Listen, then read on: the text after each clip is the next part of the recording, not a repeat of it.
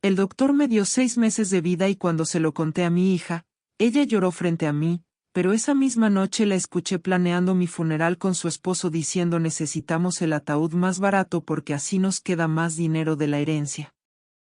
Lo que no sabían es que 2 semanas después descubrí que el diagnóstico estaba equivocado, que yo no me estaba muriendo, pero decidí seguir fingiendo para ver hasta dónde llegaba su codicia. Era martes 13 de octubre cuando el doctor Ramírez me llamó a su consultorio después de semanas de estudios y análisis de sangre, y yo entré a esa oficina con las manos temblando porque sabía que algo andaba mal. Me senté frente a su escritorio mientras él revisaba papeles con cara seria, y después de lo que pareció una eternidad levantó la vista y me dijo: señora Elena, los resultados no son buenos, tiene un cáncer avanzado de páncreas y me temo que le quedan aproximadamente 6 meses de vida.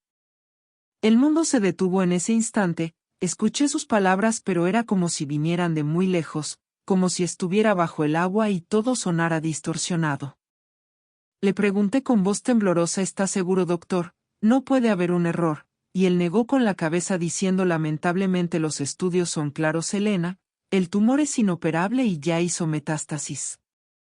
Me explicó opciones de quimioterapia paliativa pero dejó claro que solo me darían un poco más de tiempo, no una cura, así que salí de ese consultorio sintiendo que acababa de recibir mi sentencia de muerte. Conduje a casa en piloto automático sin recordar cómo llegué, y cuando cerré la puerta detrás de mí me dejé caer en el sofá y lloré como no había llorado desde que mi esposo Arturo murió hace 7 años. Lloré por todos los planes que no cumpliría, por los nietos que quería ver crecer, por las navidades que no celebraría, por todo el tiempo que creí que tenía pero que ya no existía. Pasé toda la tarde ahí sentada mirando las paredes de la casa que Arturo y yo compramos hace 30 años, pensando en cómo decirle a mi familia que me estaba muriendo.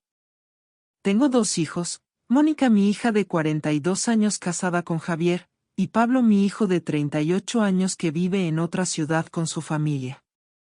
Mónica y yo siempre fuimos cercanas, o eso creía yo. Vivía a solo 20 minutos de mi casa y venía a visitarme cada semana, aunque últimamente sus visitas se habían vuelto más cortas y sus preguntas más enfocadas en mi salud y mis finanzas. Me preguntaba seguido si había hecho testamento, si tenía todo en orden, si había pensado en vender la casa porque era muy grande para mí sola. Esa noche llamé a Mónica y le pedí que viniera con Javier porque necesitaba hablar con ellos sobre algo importante, y ella llegó media hora después con su esposo preguntando ansiosa: ¿qué pasa, mamá? ¿Estás bien? Los senté en la sala y respiré hondo tratando de encontrar las palabras correctas, pero no había palabras correctas para esto, así que simplemente les dije: fui al doctor hoy y me dio los resultados de todos los estudios que me hice, tengo cáncer de páncreas avanzado y me quedan aproximadamente 6 meses de vida. Mónica se llevó las manos a la boca y sus ojos se llenaron de lágrimas mientras Javier se quedó paralizado sin saber qué decir, y mi hija corrió a abrazarme llorando diciendo: no, mamá, no puede ser, tiene que haber un error. Yo también lloré abrazándola sintiendo su cuerpo temblar contra el mío, y por un momento pensé que al menos no estaría sola en esto, que mi hija estaría conmigo hasta el final. Javier finalmente habló preguntando qué dijeron los doctores, ¿hay algún tratamiento? Y le expliqué que la quimioterapia solo me daría un poco más de tiempo pero no cambiaría el resultado final.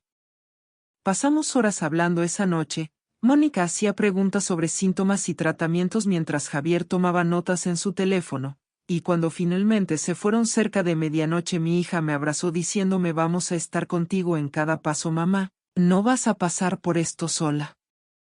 Sus palabras me reconfortaron y esa noche dormí un poco más tranquila pensando que al menos tendría el apoyo de mi familia en los meses que me quedaban. Los días siguientes fueron un borrón de citas médicas, papeleo de seguros y llamadas a Pablo para contarle la noticia, y mi hijo lloró por teléfono diciendo: voy a viajar este fin de semana, mamá, necesito verte. Mónica vino todos los días esa semana, siempre con alguna excusa para revisar mis papeles, preguntando dónde guardaba documentos importantes, si había actualizado mi testamento, si necesitaba ayuda organizando mis finanzas. Yo no pensaba mucho en eso porque estaba demasiado ocupada procesando mi propia mortalidad, así que le di acceso a todo pensando que solo quería ayudar.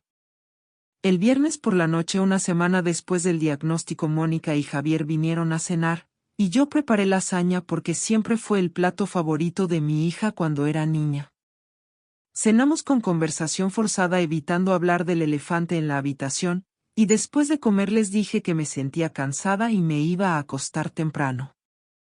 Subí a mi habitación, pero dejé la puerta entreabierta porque tenía la extraña sensación de que necesitaba escuchar algo, no sabía qué, pero algo dentro de mí me decía que prestara atención. Me acosté en la cama sin cambiarme la ropa y esperé en silencio mientras escuchaba a Mónica y Javier lavar los platos, y después de unos minutos los escuché hablar en la sala, pero sus voces eran demasiado bajas. Me levanté despacio y caminé hasta el pasillo, quedándome en las sombras, y desde ahí podía escuchar claramente lo que decían aunque ellos no podían verme. Lo que escuché cambió todo, destruyó cualquier ilusión que tenía sobre mi hija y me mostró su verdadero rostro. Javier estaba diciendo entonces: ¿cuánto crees que vale la casa? Y Mónica respondió: según el tasador que consulté en línea, entre 300 y 350,000, más los ahorros que tiene en el banco y las joyas. Él silbó diciendo: eso es mucho dinero, amor, pero ella respondió: sí, pero tenemos que ser inteligentes, no podemos parecer muy ansiosos. Él preguntó: ¿qué propones? Y ella dijo: primero necesitamos que haga el testamento dejándonos todo a nosotros. Pablo vive lejos y casi no viene. Si jugamos bien nuestras cartas podemos convencerla de que nosotros merecemos más. Mi corazón se detuvo escuchando a mi propia hija hablar de mí como si ya estuviera muerta, como si mi vida fuera solo un obstáculo entre ella y mi dinero. Javier preguntó: ¿y si Pablo pelea el testamento? Y Mónica respondió: para eso necesitamos documentar que nosotros fuimos los únicos que la cuidamos, tomar fotos, guardar recibos, todo lo que demuestre que él no estuvo presente. Javier se rió diciendo: ya veo por qué te casé, eres brillante, y ella respondió: solo estoy siendo práctica, amor, además necesitamos pensar en el funeral. Funeral, repetí en mi mente sintiendo náuseas, estaban planeando mi funeral y yo aún estaba viva. Mónica continuó diciendo: nada elaborado, algo simple y barato, así nos queda más de la herencia. Javier preguntó: ¿qué tan barato? Y ella respondió: el ataúd más económico que encontremos, cremación para ahorrar en el terreno del cementerio, y una ceremonia corta con solo familia cercana. Él agregó: ¿y las joyas? ¿Qué piensas hacer con ellas? Y Mónica dijo: ya las tasé en secreto, las más valiosas las vendo inmediatamente y algunas me las quedo. Tuve que morderme el puño para no gritar porque el dolor que sentía era peor que cualquier cáncer. Era el dolor de saber que la hija que crié, que alimenté, que educó, que amó con todo mi ser me veía solo como una fuente de ingresos. Javier preguntó: ¿cuándo crees que? Pero se detuvo sin terminar la frase, y Mónica respondió: el doctor dijo 6 meses, pero por lo que leí en internet podría ser menos si no se cuida. Javier dijo entonces: solo tenemos que esperar y asegurarnos de que no cambie el testamento, y ella respondió: exacto, por eso vengo todos los días, para mantenerla controlada. Volví a mi habitación sin hacer ruido y me senté en la cama temblando de rabia y dolor. Las lágrimas corrían por mi rostro, pero esta vez no eran de tristeza sino de furia. ¿Cómo se atrevían a planear mi funeral como si estuvieran planeando unas vacaciones? ¿Cómo se atrevía mi hija a tasarme las joyas que su padre me dio con tanto amor? ¿Cómo se atrevían a tratarme como un obstáculo que debían superar? Esa noche no dormí. Me quedé despierta mirando el techo y pensando en todo lo que había escuchado, y poco a poco una idea empezó a formarse en mi mente, una idea terrible y perfecta al mismo tiempo. Pero antes de continuar quiero pedirte algo muy especial: suscríbete a este canal y deja tu like porque esto me ayuda muchísimo a seguir compartiendo estas historias. Y comenta aquí abajo desde qué ciudad nos estás viendo porque me encanta saber dónde están. Ahora continuemos. A la mañana siguiente Mónica llamó temprano preguntando cómo me sentía y si necesitaba que viniera, pero le dije que me sentía cansada y prefería estar sola. Ella insistió diciendo: mamá, no deberías estar sola en tu condición, pero yo fui firme diciéndole que necesitaba tiempo para procesar todo y que la llamaría si necesitaba algo. Después de colgarme vestí y conduje al hospital para pedir una cita con el doctor Ramírez porque algo en mi interior me decía que necesitaba estar absolutamente segura del diagnóstico. La recepcionista me dijo que el doctor estaba ocupado, pero yo insistí diciendo es urgente, necesito verlo hoy, y después de hacerme esperar 2 horas finalmente me hizo pasar. El doctor Ramírez se sorprendió de verme preguntando señora Elena, ¿pasó algo? ¿Se siente peor? Y yo le dije necesito una segunda opinión doctor, necesito estar completamente segura antes de tomar decisiones importantes. Él frunció el ceño diciendo los resultados fueron claros Elena, pero entiendo que quiera confirmación, puedo referirla con un oncólogo especialista. Me dio el nombre del doctor Gutiérrez, un oncólogo reconocido en la ciudad, y conseguí cita para el lunes siguiente, así que pasé el fin de semana fingiendo estar débil mientras Mónica venía y salía de mi casa llevándose cosas poco a poco. Vi cómo se llevó un juego de té antiguo que perteneció a mi madre diciendo te lo voy a guardar mamá para que no se rompa. Vi cómo Javier midió las habitaciones con la excusa de ver qué muebles podían necesitar reparación. Vi cómo mi hija fotografió cada rincón de la casa diciendo es para los recuerdos mamá. El lunes llegué al consultorio del doctor Gutiérrez y le conté toda mi historia. Le mostré los resultados que me había dado el doctor Ramírez y le pedí que los revisara cuidadosamente.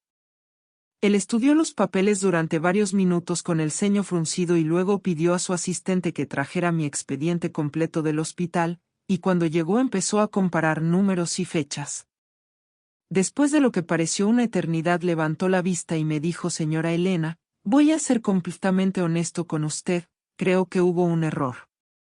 Mi corazón empezó a latir fuerte mientras preguntaba qué tipo de error, y él respondió estos resultados no coinciden con su expediente previo. Los números están completamente fuera de rango para alguien con su historial médico.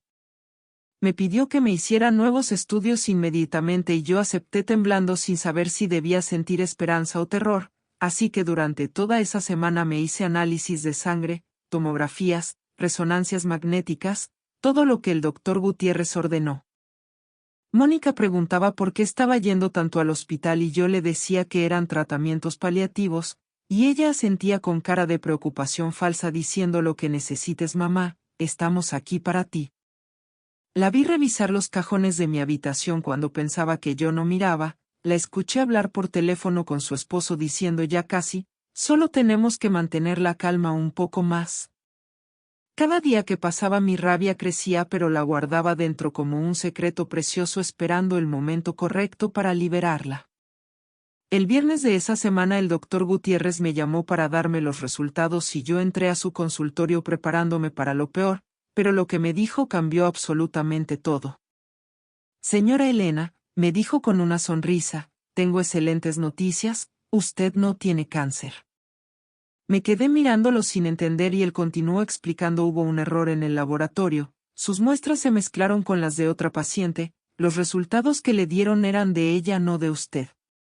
Usted está perfectamente sana para su edad. Las lágrimas empezaron a correr por mi rostro, pero esta vez eran de alivio y de rabia mezclados, alivio porque no me estaba muriendo, pero rabia porque mi hija había mostrado su verdadero rostro ante lo que ella creía era mi muerte inminente. Le pregunté al doctor ¿está completamente seguro? Y él respondió absolutamente, hicimos los estudios 3 veces para estar seguros, usted no tiene ninguna enfermedad terminal.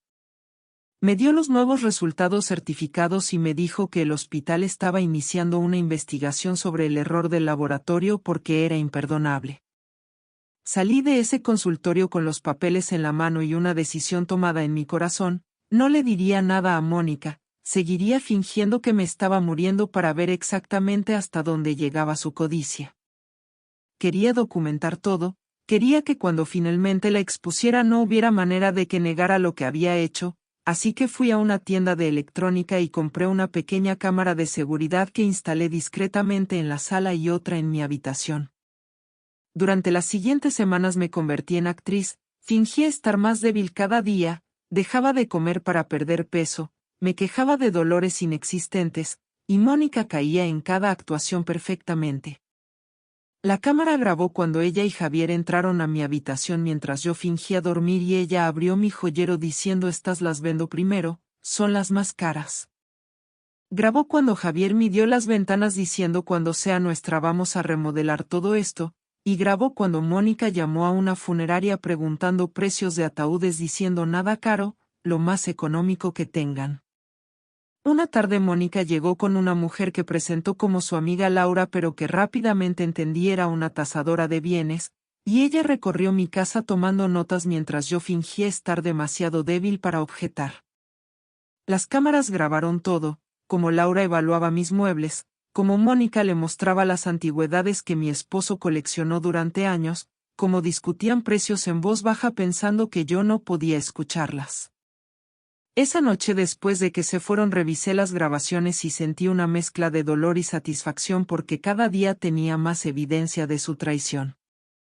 Pablo, mi hijo, llamaba cada semana desde su ciudad preguntando cómo seguía y ofreciendo venir a cuidarme, pero Mónica siempre interceptaba diciendo: no te preocupes, hermano, yo estoy aquí con mamá todos los días, tú tienes tu familia y tu trabajo. Yo escuchaba estas conversaciones y me dolía ver cómo ella alejaba a su hermano mientras planeaba quedarse con todo, así que una noche cuando Pablo llamó le pedí a Mónica que me diera privacidad y le conté la verdad a mi hijo. Le dije: Pablo, necesito que vengas el próximo sábado, pero no le digas nada a tu hermana, y él preguntó preocupado: ¿pasa algo malo, mamá? ¿Estás peor? Le respondí: no, mi amor. De hecho estoy mejor de lo que nadie imagina, pero necesito tu ayuda con algo muy importante, confía en mí. Él dijo que tomaría el primer vuelo del sábado y que estaría conmigo, y por primera vez en semanas sentí que tenía un aliado en mi familia. El sábado llegó y Mónica apareció temprano en la mañana como siempre, trayendo sopa que según ella preparó especialmente para mí, aunque yo sabía que la compró en el supermercado porque vi el envase en su bolsa. Me senté en la sala fingiendo estar muy débil y le dije: hija, necesito hablar contigo sobre algo importante. Ella se sentó ansiosa preguntando: ¿qué pasa, mamá? Y yo le dije: creo que es tiempo de hacer mi testamento oficial, quiero dejarte todo en orden antes de que sea demasiado tarde. Vi cómo sus ojos se iluminaron, aunque trató de disimularlo diciendo: ay, mamá, no hables así, pero yo continué diciendo: no, necesito ser realista. El doctor dice que me quedan pocas semanas y quiero asegurarme de que todo quede como yo deseo. Ella preguntó tratando de sonar casual: ¿y qué has pensado? Y yo respondí: bueno, esta casa, mis ahorros, todo lo que tu padre y yo construimos, he estado pensando mucho en cómo distribuirlo. Mónica se inclinó hacia adelante y yo continué diciendo: pero antes quiero que vengan todas las personas importantes de mi vida para despedirme apropiadamente. Le expliqué que quería hacer una reunión familiar el siguiente sábado invitando a todos mis hermanos, primos, amigos cercanos y por supuesto a Pablo con su familia, y Mónica frunció el ceño preguntando: ¿para qué, mamá? ¿Vas a cansarte mucho? Le respondí: porque quiero verlos a todos una última vez antes de que sea demasiado tarde, y también quiero anunciar públicamente mis decisiones sobre la herencia para que no haya confusiones después. Vi cómo tragaba saliva y asentía diciendo: está bien, mamá, si eso es lo que quieres yo te ayudo a organizar todo. Durante toda esa semana Mónica estuvo más atenta que nunca, venía 2 veces al día, me traía comida, se ofrecía a ayudarme con todo, y yo sabía que estaba asegurándose de que no cambiara de opinión sobre dejarle todo a ella. Las cámaras grabaron cuando le dijo a Javier por teléfono: ya casi lo tenemos, amor. El sábado va a anunciar el testamento frente a todos y después solo es cuestión de esperar. Grabaron cuando fue al banco y preguntó sobre el proceso para transferir cuentas después del fallecimiento de un titular. Grabaron cuando visitó la funeraria otra vez para confirmar precios. Pablo llegó el jueves antes de la reunión y cuando Mónica no estaba mirando le mostré todo, las grabaciones, los resultados médicos reales. Le conté sobre el error del laboratorio y sobre cómo su hermana había mostrado su verdadera naturaleza. Mi hijo lloró de rabia diciendo: ¿cómo pudo hacer esto, mamá? ¿Cómo pudo ser tan cruel? Y yo le respondí: porque la codicia transforma a las personas, hijo, pero el sábado todos van a ver quién es realmente. Le expliqué mi plan y él aceptó ayudarme diciendo: es lo menos que puedo hacer, mamá, lamento no haber estado más presente. El sábado llegó y la casa se llenó de familia y amigos, todos con caras tristes pensando que venían a una despedida, y Mónica actuaba como la hija devota saludando a todos, llorando en los hombros de mis hermanas diciendo: está siendo tan difícil pero estoy tratando de ser fuerte por mamá. Yo estaba sentada en mi sillón favorito fingiendo estar débil con una manta sobre las piernas, y todos venían a abrazarme con lágrimas en los ojos diciéndome cuánto me querían. Cuando todos estuvieron reunidos en la sala les pedí atención y empecé a hablar con voz débil diciendo gracias a todos por venir, sé que es difícil pero necesitaba verlos una última vez antes de partir. Mónica estaba sentada a mi lado sosteniendo mi mano con cara de preocupación perfectamente actuada, y continué diciendo como todos saben el doctor me dio 6 meses de vida hace 2 meses, así que me quedan aproximadamente 4 meses si tengo suerte. Pablo estaba parado al fondo de la sala observando todo con cara seria mientras yo continuaba mi actuación. Dije que quería aprovechar esta oportunidad para anunciar mis decisiones sobre mi testamento y vi cómo Mónica apretaba mi mano con más fuerza, y continué diciendo durante estos 2 meses he aprendido mucho sobre las personas, he visto quién realmente se preocupa por mí y quién solo espera que me muera para quedarse con mis cosas. Mónica se tensó a mi lado pero mantuvo su sonrisa mientras todos me miraban confundidos sin entender a dónde iba con esto. Les dije que había instalado cámaras en mi casa para documentar mis últimos meses y que había descubierto cosas muy interesantes, y Mónica soltó mi mano de golpe poniéndose pálida mientras preguntaba ¿qué quieres decir, mamá? Yo le sonreí y dije déjame mostrarte, hija, y le pedí a Pablo que pusiera las grabaciones en la televisión que habíamos preparado especialmente para esto. La primera grabación empezó a reproducirse y era Mónica y Javier en mi sala la noche después de que les di la noticia del diagnóstico. La voz de Mónica salió clara de los altavoces diciendo necesitamos el ataúd más barato porque así nos queda más dinero de la herencia, y toda la sala se quedó en silencio absoluto mientras continuaba la grabación. Se escuchó a Javier preguntando qué tan barato y a Mónica responder el ataúd más económico que encontremos, cremación para ahorrar en el terreno del cementerio. Mis hermanas se llevaron las manos a la boca con caras de horror, mis primos miraban a Mónica con asco, y ella se puso de pie gritando apaga eso mamá, no es lo que parece. Pero yo le dije siéntate Mónica, esto apenas empieza. Y Pablo puso la siguiente grabación donde ella le decía a Javier que necesitaban asegurarse de que Pablo no peleara el testamento documentando que ellos fueron los únicos que me cuidaron. La siguiente grabación la mostraba en mi habitación abriendo mi joyero diciendo estas las vendo primero son las más caras, y después otra donde llamaba a la funeraria preguntando por opciones económicas. Cada grabación era peor que la anterior y Mónica se hundía más en su silla con la cara roja de vergüenza mientras Javier trataba de salir discretamente pero Pablo bloqueaba la puerta. Cuando terminaron las grabaciones la sala estaba en completo silencio hasta que mi hermana Teresa se levantó y le gritó a Mónica ¿cómo pudiste hacerle esto a tu madre? Mónica empezó a llorar diciendo no es lo que parece, yo solo estaba haciendo práctica, pero mi primo Roberto gritó práctica. Estabas planeando el funeral de tu madre como si estuvieras planeando unas vacaciones. Todos empezaron a hablar al mismo tiempo, algunos gritando, otros llorando, y en medio del caos yo me levanté de mi silla tirando la manta. Todos se callaron de golpe al verme de pie con más fuerza de la que había mostrado en semanas, y levanté un sobre que había guardado bajo el cojín de mi silla diciendo tengo un anuncio más que hacer. Abrí el sobre y saqué los resultados médicos del doctor Gutiérrez leyendo en voz alta para que todos escucharan. La señora Elena Martínez no presenta ninguna enfermedad terminal, el diagnóstico previo fue resultado de un error de laboratorio.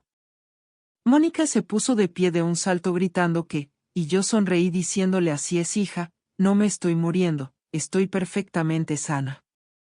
El silencio fue absoluto mientras procesaban la información y luego la sala explotó en confusión, y Mónica me miró con cara de horror preguntando entonces todo esto, y yo respondí todo esto fue para ver tu verdadero rostro hija, para documentar lo que realmente piensas de mí.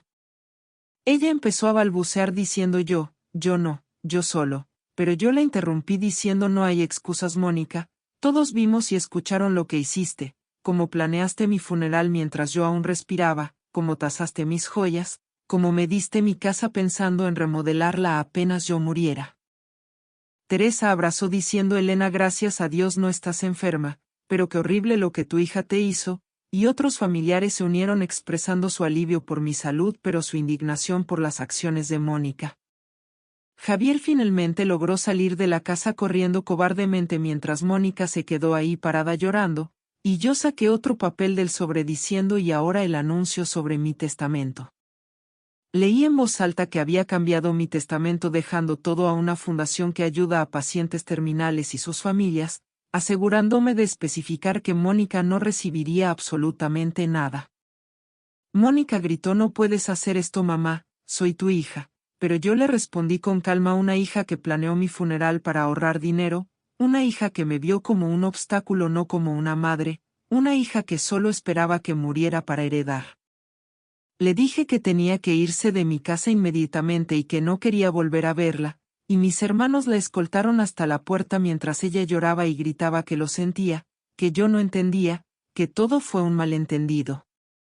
Cuando todos se fueron excepto Pablo y Teresa, me senté otra vez en mi silla, pero esta vez sin fingir debilidad, y Pablo se arrodilló frente a mí diciendo: «Mamá, fuiste tan valiente», y yo le respondí: «No, hijo, solo hice lo que tenía que hacer para protegerme». Teresa preparó té mientras procesábamos todo lo que había pasado, y esa noche dormí tranquila por primera vez en meses sabiendo que había expuesto la verdad y me había defendido.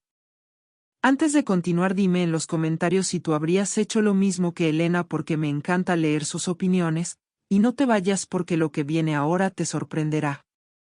Las semanas siguientes fueron difíciles pero liberadoras porque Mónica intentó contactarme varias veces enviando mensajes y cartas pidiendo perdón, pero yo no respondía porque sabía que no era arrepentimiento genuino sino miedo a perder su reputación. La historia se expandió por toda la familia y pronto todos en nuestro círculo social sabían lo que había hecho, y ella se convirtió en una paria social mientras Javier la dejó cuando se dio cuenta de que no iba a haber herencia después de todo. Pablo se quedó conmigo 2 semanas para ayudarme a poner todo en orden y durante ese tiempo hablamos sobre todo, sobre cómo me sentí cuando descubrí la traición, sobre su propia relación distante conmigo que Mónica había manipulado durante años. Me confesó que su hermana siempre le decía que yo prefería estar sola y que él molestaba visitándome tanto, y yo lloré entendiendo cómo ella había envenenado nuestra relación para tenerme solo para ella y su plan. Decidí hacer algo productivo con mi segunda oportunidad de vida y contacté a un abogado para establecer oficialmente la fundación que mencioné en la reunión familiar. Y con la ayuda de Teresa y Pablo creamos Esperanza Terminal, una organización dedicada a apoyar a pacientes con enfermedades terminales y a sus familias. Donamos dinero para grupos de apoyo, ayuda legal gratuita y programas educativos sobre cómo lidiar con la codicia familiar durante momentos difíciles. La fundación creció rápidamente porque muchas personas se identificaron con mi historia, y empezamos a recibir donaciones de toda la ciudad. Daba charlas en hospitales contando mi experiencia y advirtiendo a otros sobre cómo protegerse cuando reciben diagnósticos graves, y cada vez que veía a alguien a sentir reconociendo su propia situación sabía que estaba haciendo la diferencia. Una mujer se me acercó después de una charla llorando y diciendo: «Gracias por compartir esto, mi hijo está haciendo exactamente lo mismo que su hija y yo no sabía cómo manejarlo». 6 meses después de la reunión familiar, Mónica apareció en mi puerta un día, se veía demacrada y cansada con el cabello sin arreglar y ropa arrugada. Me pidió que habláramos y yo dudé pero finalmente la dejé entrar, nos sentamos en la misma sala donde expuse su traición y ella empezó a llorar diciendo: «Lo siento, mamá, siento todo lo que hice, cada día vivo con la vergüenza de cómo te traté». Le pregunté: «¿Qué quieres, Mónica?», y ella respondió: «Nada, mamá, no vengo a pedir nada. Solo quería que supieras que estoy en terapia tratando de entender por qué me volví tan codiciosa, por qué dejé que el dinero fuera más importante que mi madre». Le dije que me alegraba que estuviera buscando ayuda pero que el daño que hizo no se borraba con disculpas, y ella asintió diciendo: «Lo sé, mamá, no espero que me perdones, solo necesitaba mirarte a los ojos y decirte que me equivoqué». Me contó que Javier la dejó cuando se enteró de que no habría herencia y que sus amigas la abandonaron cuando la historia se hizo pública, que perdió su trabajo porque la reputación de planear el funeral de su madre viva llegó a su jefe, y que ahora vivía en un apartamento pequeño trabajando en un supermercado apenas ganando para sobrevivir. Parte de mí sintió satisfacción al escuchar su caída, pero otra parte más profunda sentía dolor porque después de todo seguía siendo mi hija, la niña que crié, la que alguna vez fue dulce y amorosa antes de que la codicia la corrompiera. Le pregunté qué aprendiste de todo esto, Mónica, y ella respondió que aprendí que el dinero no vale nada si pierdes tu alma en el proceso, que aprendí que una madre es irreemplazable y que yo tiré la mía a la basura por una herencia que ni siquiera era mía todavía, que aprendí que las acciones tienen consecuencias y que algunas cosas una vez rotas no pueden repararse. Le dije que apreciaba su honestidad pero que necesitaba tiempo para procesar si alguna vez podría tener una relación con ella nuevamente, y ella asintió levantándose para irse. Antes de llegar a la puerta se volteó y me dijo: mamá, estoy orgullosa de ti por defenderte, por no dejar que te tratara como te traté, me diste la lección más importante de mi vida aunque fue de la manera más dolorosa. Se fue y yo me quedé sentada pensando en sus palabras durante horas, preguntándome si el perdón era posible o si algunas heridas eran demasiado profundas. Teresa vino esa tarde y le conté sobre la visita de Mónica, y mi hermana me preguntó: ¿qué vas a hacer, Elena? ¿Vas a darle otra oportunidad? Le respondí que no lo sabía, que parte de mí quería creer que había cambiado pero otra parte me recordaba las grabaciones, sus palabras frías planeando mi funeral, su cara emocionada pensando en vender mis joyas. Teresa me tomó la mano diciendo: lo que decidas hacer está bien, hermana, solo asegúrate de que sea por ti, no por ella, y yo asentí sabiendo que tenía razón. Pasaron 3 meses más durante los cuales Mónica me enviaba una carta cada semana contándome sobre su terapia, su trabajo, su vida solitaria, y yo leía cada carta sin responder, todavía procesando mis sentimientos. En una de las cartas me escribió: mamá, mi terapeuta me dijo que necesito aceptar que tal vez nunca me perdones y que está bien, que el perdón es tu derecho, no mi exigencia, pero quiero que sepas que todos los días me despierto agradecida de que no estés muerta, agradecida de que tuve la oportunidad de ver mi error antes de que fuera demasiado tarde para cambiarlo. Sus palabras me tocaron porque sonaban genuinas, no manipuladoras, y una tarde decidí llamarla.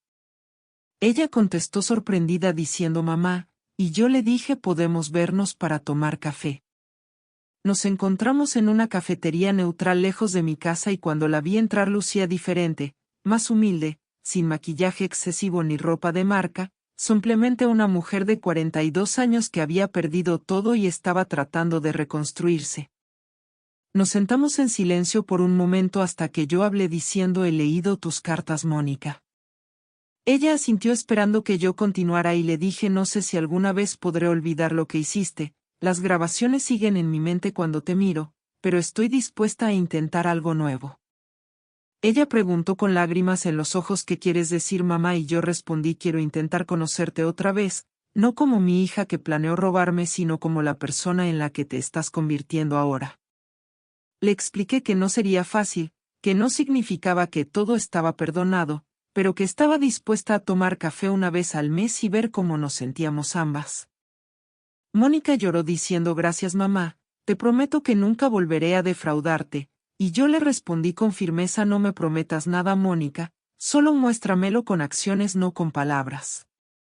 Tomamos café durante 1 hora hablando superficialmente sobre su trabajo y mi fundación, evitando temas profundos, y cuando nos despedimos en el estacionamiento ella me abrazó susurrando: sé que no merezco esto, pero te lo agradezco infinitamente. Le dije que el tiempo diría si merecía una segunda oportunidad o no y nos fuimos cada una por su lado. Durante el siguiente año Mónica cumplió cada promesa que hizo sin hacerla, aparecía a nuestros cafés mensuales a tiempo, siempre pagando su parte, me enviaba mensajes preguntando cómo estaba sin pedir nada a cambio, y cuando la fundación necesitó voluntarios ella fue la primera en ofrecerse. Al principio yo desconfiaba pensando que era otra manipulación, pero con el tiempo vi que su cambio era genuino. La vi consolar a una mujer que acababa de recibir un diagnóstico terminal compartiendo su propia historia de codicia y transformación. La vi trabajar limpiando oficinas de la fundación sin quejarse, aunque alguna vez había sido la que planeaba heredar todo, y la vi llorar cuando un paciente moría rodeado de familia codiciosa recordándole probablemente quién fue ella. Pablo también notó el cambio y una noche durante la cena me dijo: mamá, creo que Mónica realmente está tratando de ser mejor, y yo asentí diciéndolo sé hijo, pero el perdón completo lleva tiempo. 2 años después del día en que expuse a Mónica frente a toda la familia organizamos el aniversario de la fundación con una cena de gala para recaudar fondos, y Mónica preguntó tímidamente si podía asistir. Yo dudé pero finalmente le dije que sí porque había ganado ese derecho con 2 años de acciones consistentes, así que llegó a la cena luciendo simple pero elegante y se mantuvo en segundo plano ayudando con lo que fuera necesario sin buscar atención. Durante mi discurso de agradecimiento hablé sobre cómo la fundación nació de mi propia experiencia con un diagnóstico erróneo y con el dolor de descubrir que alguien cercano solo esperaba mi muerte. No mencioné a Mónica directamente, pero todos en la sala sabían de quién hablaba porque la historia se había vuelto casi leyenda en nuestra comunidad, y cuando terminé mi discurso la gente aplaudió de pie. Mónica estaba al fondo de la sala con lágrimas corriendo por su rostro aplaudiendo también, y en ese momento sentí algo que no había sentido en años, sentí que tal vez el perdón completo era posible. Después de la cena Mónica se acercó y me dijo mamá, ¿puedo decir algo? Y yo asentí. Ella se paró frente al micrófono temblando y dijo mi nombre es Mónica y soy la hija que planeó el funeral de mi madre pensando que se estaba muriendo. El salón se quedó en silencio absoluto y ella continuó diciendo fui la persona más egoísta y cruel que pueden imaginar, vi a mi madre no como un ser humano sino como una fuente de ingresos, y cuando ella me expuso frente a toda mi familia perdí todo, mi esposo, mis amigos, mi trabajo, mi dignidad. Continuó diciendo pero perder todo fue lo mejor que me pasó porque me obligó a mirarme al espejo y ver el monstruo en el que me había convertido, y durante 2 años he trabajado en esta fundación no para ganarme el perdón de mi madre sino para tratar de compensar de alguna manera el daño que hice. Dijo que si alguien en esta sala estaba esperando que un familiar muriera para heredarles rogaba que recordaran su historia, que recordaran que el dinero no vale nada si pierdes tu humanidad en el proceso, que las personas son más importantes que las posesiones. Cuando terminó el salón estalló en aplausos y vi a personas llorando conmovidas por su honestidad, y Mónica bajó del escenario caminando directamente hacia mí. Nos miramos a los ojos y por primera vez en años vi a mi hija real no a la versión codiciosa que planeó mi funeral, y la abracé mientras ella lloraba en mi hombro diciendo gracias mamá, gracias por no rendirte conmigo. Le susurré al oído que estaba orgullosa de la mujer en la que se estaba convirtiendo y sentí que un peso enorme se levantaba de mi corazón. Pablo nos abrazó a ambas formando un círculo familiar que había estado roto durante tanto tiempo, y Teresa vino a unirse también diciendo esta es la familia que debimos ser siempre. Esa noche cuando todos se fueron y me quedé sola en casa reflexioné sobre el viaje increíble que había vivido, desde el terror del diagnóstico falso hasta la traición de mi hija, desde la decisión de fingir mi muerte hasta la valentía de exponerla públicamente, y finalmente hasta este momento de reconciliación tentativa pero real. Me di cuenta de que el doctor Ramírez me había dado el regalo más extraño al equivocarse con mi diagnóstico, porque ese error me mostró la verdad sobre mi hija antes de que fuera demasiado tarde, me dio la oportunidad de defenderme y establecer límites, y eventualmente me dio la oportunidad de presenciar una transformación genuina. Si nunca hubiera recibido ese diagnóstico falso, tal vez Mónica habría seguido siendo la misma persona codiciosa esperando mi muerte real sin que yo nunca conociera su verdadera naturaleza.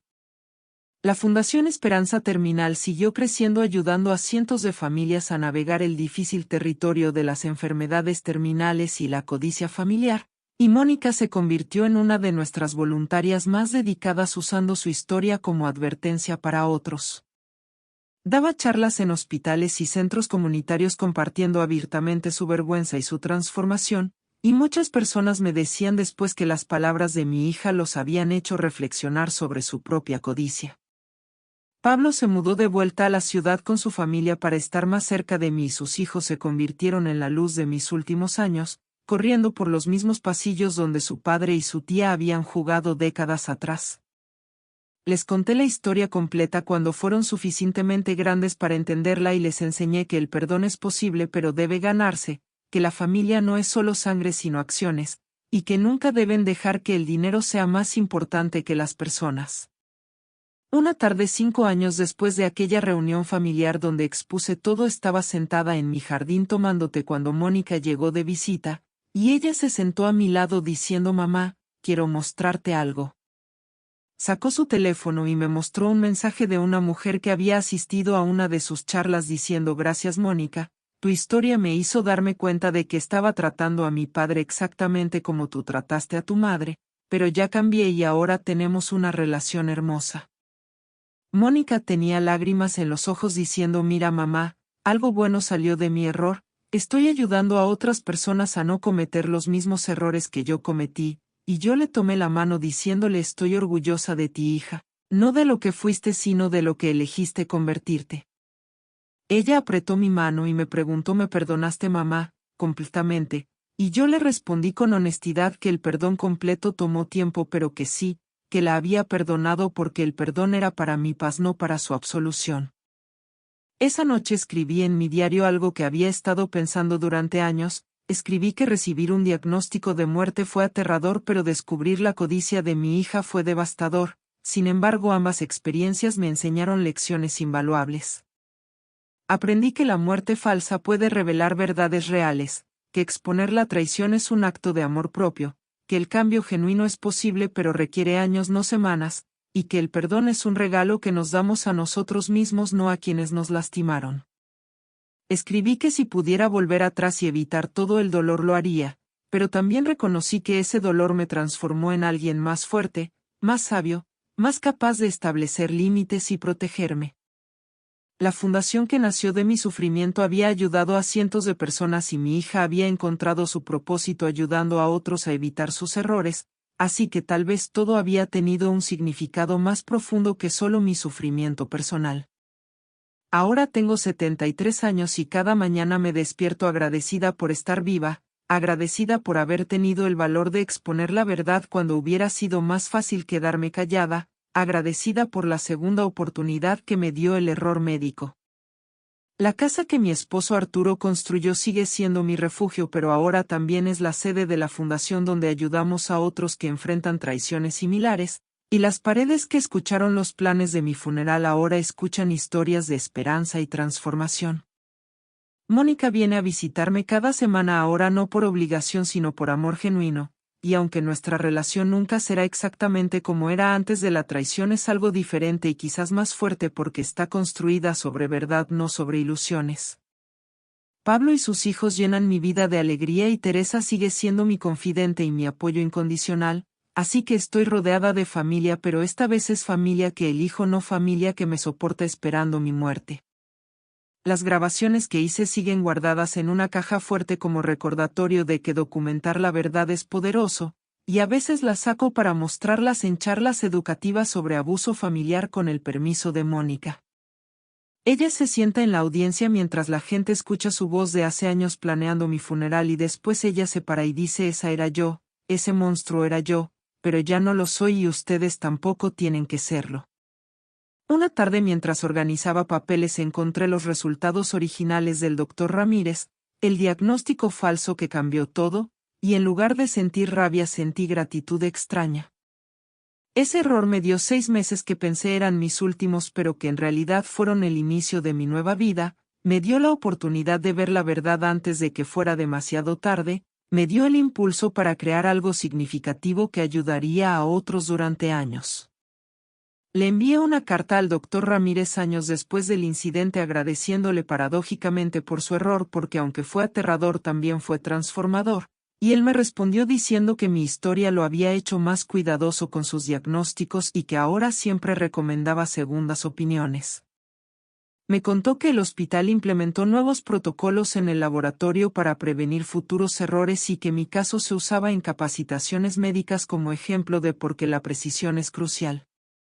Ahora dime en los comentarios qué te pareció esta historia y desde qué ciudad nos estás viendo, y si tú también crees que Elena hizo lo correcto al exponer a su hija públicamente. No olvides suscribirte y darle like porque estas historias necesitan ser contadas para que otras personas sepan que tienen el poder de defenderse. Nos vemos en la próxima historia.